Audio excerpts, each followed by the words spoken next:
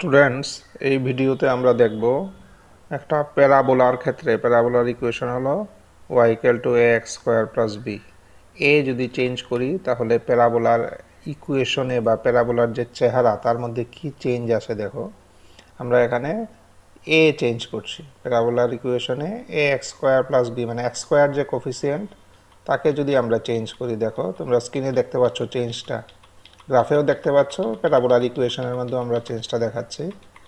এই হলো এ চেঞ্জ করার কি এফেক্ট। তোমরা বুঝতেই পারছো যে কার্ভের শেপটা দেখো কিভাবে চেঞ্জ হয়ে যাচ্ছে। এখানে এর ভ্যালু হলো 0 ফ্ল্যাট হয়ে যাচ্ছে, এরপরে দেখো এর ভ্যালু যদি নেগেটিভ হয় তাহলে দেখো পুরো কার্ভটাই উল্টে যাচ্ছে। এই হলো প্যারাবোলার ইকুয়েশনে x² কোফিসিয়েন্ট চেঞ্জ করার কি এফেক্ট। ঠিক আছে, সেটা তোমাদের বিভিন্ন জায়গায় এই ধারণাটা কাজে লাগতে পারে।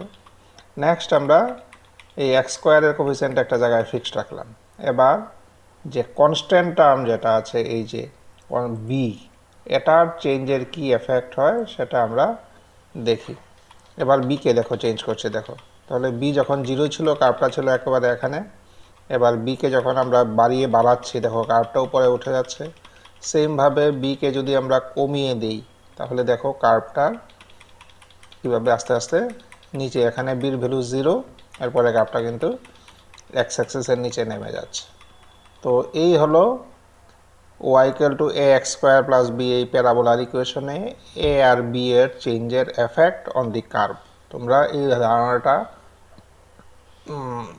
যদি মনে রাখতে পারো তাহলে বিভিন্ন জায়গায় কিন্তু এটা কাজে লাগবে।